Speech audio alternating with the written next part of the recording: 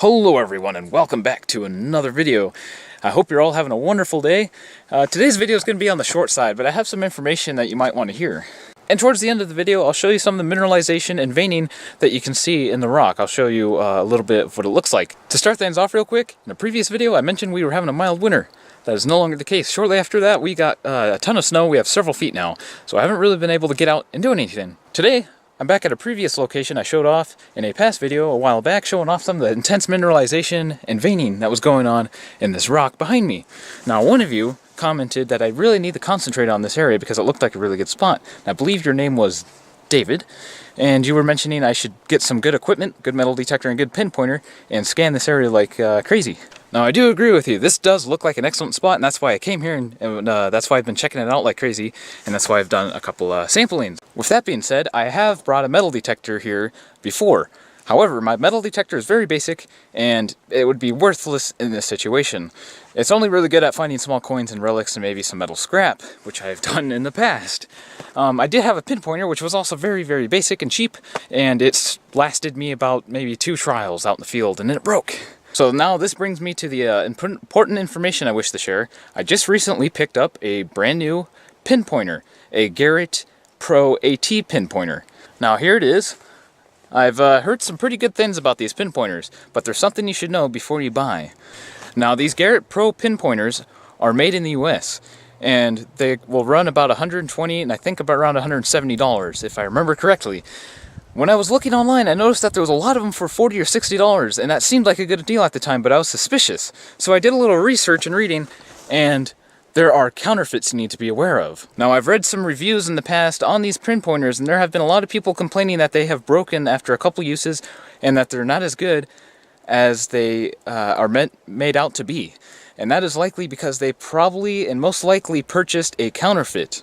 These counterfeit pinpointers come from China, and the real deal is made here in the US. So before you buy, make sure yours is made in the US. And if you're at a store and you see them on the shelves, you can just check on the box right here. It's got a little American flag.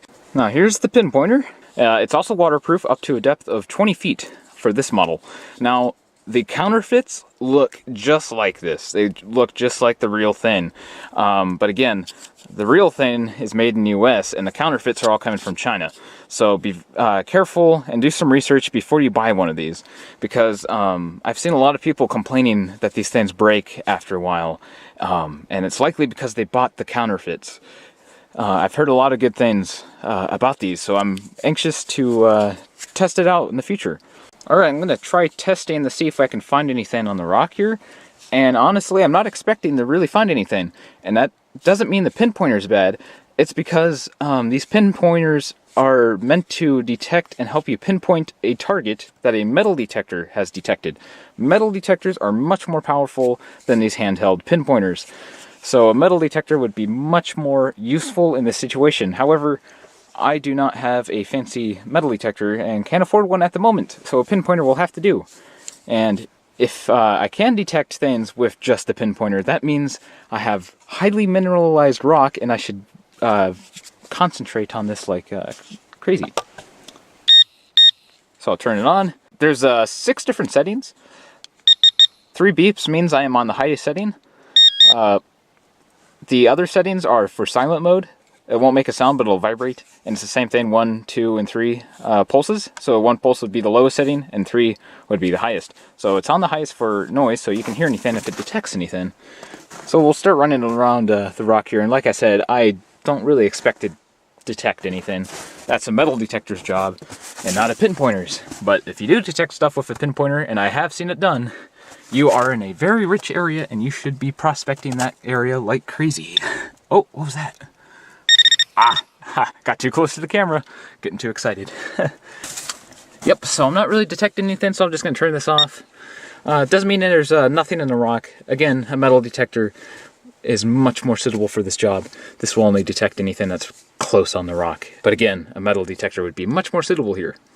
So I hope that information is helpful. So you guys, when you buy these Garrett pinpointers, you make sure you get the actual thing made in the United States and avoid the counterfeits that come from China.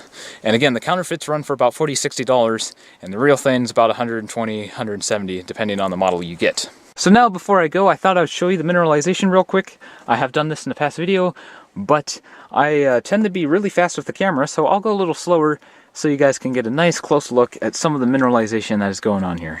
So here's, I believe, a pegmatite. If you look real closely, you can see there's some biotite minerals right there. There's another one sticking out. There's also a little bit of muscovite, which is basically, well, it's all muscovite, but mica is the white variety and biotite's the black variety, and you can see there's some layering of it going on here, if you can see that. Got lots of staining going on here, and I believe the dark reds are the iron sulfides, or the iron oxides, and the yellows are the sulfur sulfides, or something along those lines. Here's a nice close-up of one of the pegmatites, I believe. Looks like it. You can see there's lots of little mineral flakes, but they call them books of muscovite and biotite. Got a little sandwiched bit of quartz right there. Got lots of oxidation on it. Some of the rock, again, it's myelinite and gneiss. You can see how it all seems to kind of flow through the rock here. If you look up here, we have this layer of this darker rock with all these like little nodules in it. Those nodules are garnets. And the black mineral, I believe, is called amphibole. So what this is, likely what it is a, in the past, this was a basaltic intrusion, gabbro, or a basaltic dike or sill, and then it got metamorphosed with the rest of the rock and turned into amphibole mineral with some garnets in there. Here's one of the rocks here. What I find interesting is how on this veiny material, you get this kind of this black mineral like hornblende and amphiboles, little tiny bits of biotite, I believe, as well. And they seem to kind of layer along the top of these veins here, and they're also intermixed.